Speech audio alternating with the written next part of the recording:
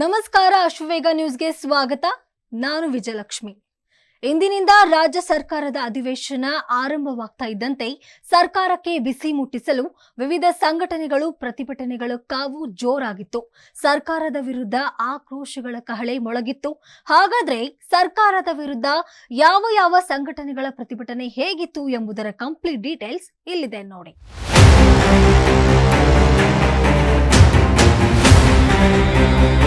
ವಿವಿಧ ಬೇಡಿಕೆಗಳನ್ನು ಈಡೇರಿಸುವಂತೆ ಪಟ್ಟು ಹಿಡಿದ ಸಂಘಟನೆಗಳು ಸರ್ಕಾರಕ್ಕೆ ತಟ್ಟುತ್ತಾ ಪ್ರತಿಭಟನೆಗಳ ಬಿಸಿ. ಒಂದು ಕಡೆ ಹಸಿರು ಶಾಲು ಹಾಕಿ ಬೀದಿಗಿಳಿದಿದ್ದ ಅನ್ನದಾತರು, ಮತ್ತೊಂದು ಕಡೆ ಖಾಕಿ ಬಟ್ಟೆ ಧರಿಸಿದ್ದ ಆಟೋ ಚಾಲಕರು ಸರ್ಕಾರದ ವಿರುದ್ಧ ಘೋಷಣೆಗಳ ಕೂಗು. ಈ ದೃಶ್ಯ ಕಂಡು ಬಂದಿದ್ದು ಬೆಂಗಳೂರಿನ ಫ್ರೀಡಂ ಪಾರ್ಕ್ನಲ್ಲಿ. ಹೌದು, ಇಂದಿನಿಂದ ರಾಜ್ಯದ ಬಜೆಟ್ ಅಧಿವೇಶನ ಆರಂಭವಾಗಿದ್ದು ರಾಜ್ಯದ ಅಭಿವೃದ್ಧಿಯ ಬಗ್ಗೆ ಸದನದಲ್ಲಿ ಚರ್ಚೆಯಾಗ್ತಿದೆ. ಇದೇ ತಿಂಗಳ 16ನೇ ತಾರೀಕು ರಾಜ್ಯ ಬಜೆಟ್ ಕೂಡ ಮಂಡನೆಯಾಗಲಿದೆ.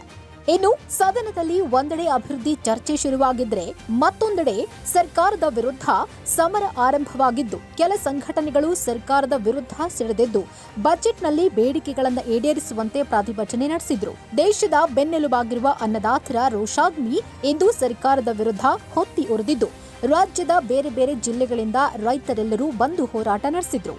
ಕಣ್ಣೀರು ಹಾಕುತ್ತಾ ತಮ್ಮ ನೋವುಗಳನ್ನ ತೋಡಿಕೊಂಡ ಅನ್ನದಾತರ ರೋಷದ ಕಟ್ಟೆ ಒಡೆದು ಸರ್ಕಾರದ ವಿರುದ್ಧ ತಿರುಗಿ ಬಿದ್ದಿದ್ದು ಸರ್ಕಾರ ತಮ್ಮ ಬೇಡಿಕೆಗಳನ್ನು ಈಡೇರಿಸುವಂತೆ ಒತ್ತಾಯಿಸಿದ್ರು.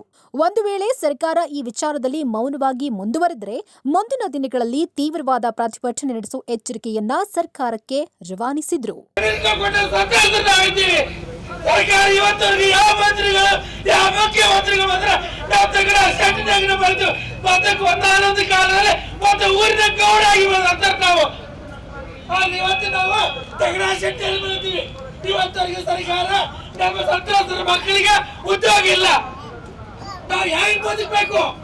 ಇನ್ನು ರೈತರ ಹೋರಾಟದ ಸ್ಥಳಕ್ಕೆ ಕೃಷ್ಣಾ ಭಾಗ್ಯ ಜಲ ನಿಗಮದ ಎಂಡಿ ಆಗಿರುವ ಮೋಹನ್ ರಾಜ್ ಅವರು ಬಂದು ಮನವಿ ಸ್ವೀಕರಿಸಿ ಇದನ್ನ ಸರ್ಕಾರಕ್ಕೆ ನೀಡಿ ಆದಷ್ಟು ಬೇಗ ಪರಿಹಾರ ಕೊಡಿಸುವುದಾಗಿ ಭರವಸೆ ನೀಡಿ ರೈತರನ್ನ ಸಮಾಧಾನಪಡಿಸಿದ್ರು. ಮತ್ತು ಮುಳುಗಡೆ ಸಂತಸ ಕೆಲವೊಂದು ದುಡ್ಡು ಬಂದಿಲ್ಲ ಅಂತ ಹೇಳ್ತಾರೆ. ದುಡ್ಡು ಬಂದಿಲ್ಲ ಅಂತ ವಿಷಯಗಳು ಯಾರು ಅಲ್ಲಿ ಒಂದು ಇಲ್ಲಿ ಒಂದು ಇರಬಹುದು, ನಾ ಇಲ್ಲ ಅಂತ ಹೇಳಲ್ಲ.